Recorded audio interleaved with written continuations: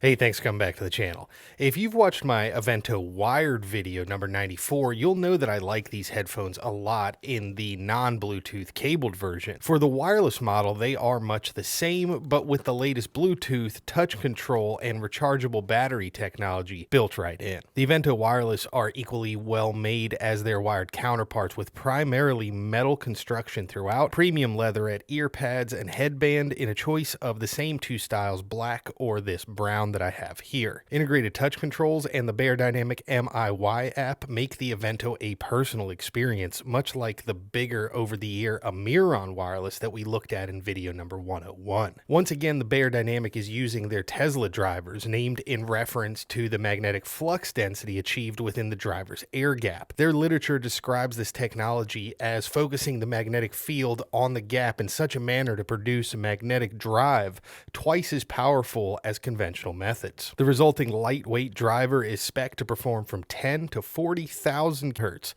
I don't have any way to test the veracity of those numbers, so we'll just have to leave it there. Compatibility with mobile phones is absolutely excellent, and the MIY app can be downloaded from either the Apple or the Google Play Store as needed. We previously covered the app, how to set it up, and how to take the listening test to create a custom profile for these headphones, and all of that is just the same here in the Aventho. We also looked at how to use the built-in touch controls in more detail, and things are absolutely identical here, just shrunk down a little bit. The same controls have been included here, which are simple to learn and natural enough to remember after periods of not needing them for a while. Battery performance is excellent in my experience, at least when the units are new, with a full charge only taking a few hours, and then it lasts for a couple of days with my typical use, which is fairly heavy, possibly heavier than average. There's a USB-C port for charging, which eliminates the need to fumble with the cable orientation, which is handy because a lot of times I do use these late at night. Now, the one complaint I did have about the wired version of these was the dual cable that they used, and they have perfectly eliminated it in this version. The single cable is vastly easier to use in real-world situations, and I'd have a really hard time suggesting the wired version to anybody, as these are only about $100 more and include both the Bluetooth and that single cable as an upgrade in my mind. I don't think the wireless design loses anything cosmetically or aesthetically by having the cable extend from the ear cups up through the headband, and I don't mind admitting that I could not discern any sonic differences when using these wired between one side and the other, having that extra cable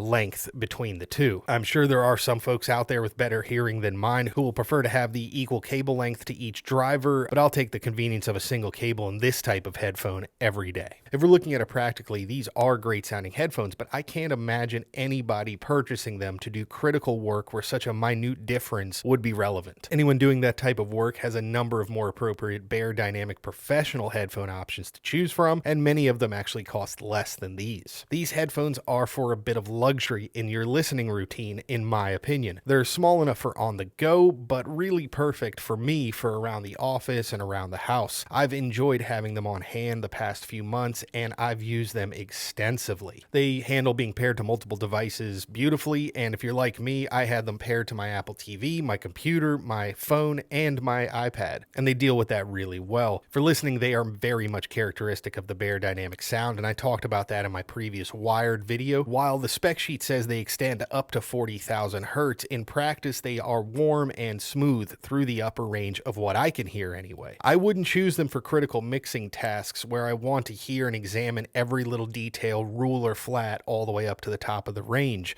but that's okay. If you've experienced other headphones, maybe your professional headphones being a little bit too bright or too harsh for everyday listening, I think you'll really enjoy these. The bottom end, while it is spec'd to go down to 10 hertz, it falls off sooner than the similarly spec'd over-the-ear Amiron wireless that we looked at before, but that's to be expected with an on-the-ear design of this size. The overall experience is full, it can get quite loud, they sound good at low volumes, and the on-the-ear design blocks out enough of the surrounding world that you don't have to crank them up unnecessarily easy to enjoy a podcast when you're at the local Starbucks. These feel solid without being heavy, and that makes long hours of casual listening go by with much less discomfort. A lot of times I find with the cheaper plastic headphones, or even like my Bose Quiet Comfort, after a while they just kind of cramp down on your ear because they're trying to surround your ear, but they're too small. These sit on there nicely. They don't squeeze you in an unusual way like some plastic headbands do, and they definitely feel rugged without being overly heavy. I will say the range of the Bluetooth on these is somewhat limited to my other headphones. My $20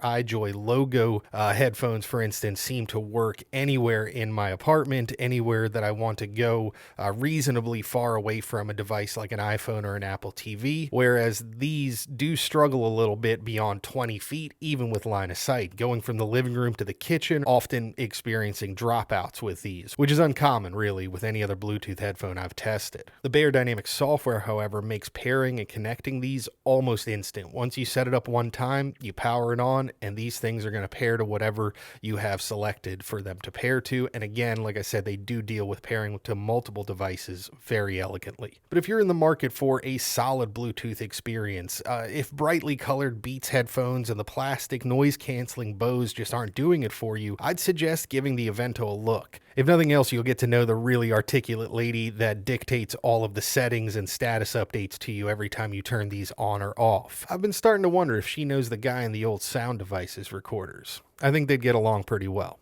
Thanks for watching. I look forward to seeing all of you over at DcSoundOp.com, where we're updating things daily with news, info, job listings, all sorts of good stuff from around the pro audio industry. Be sure to check it out.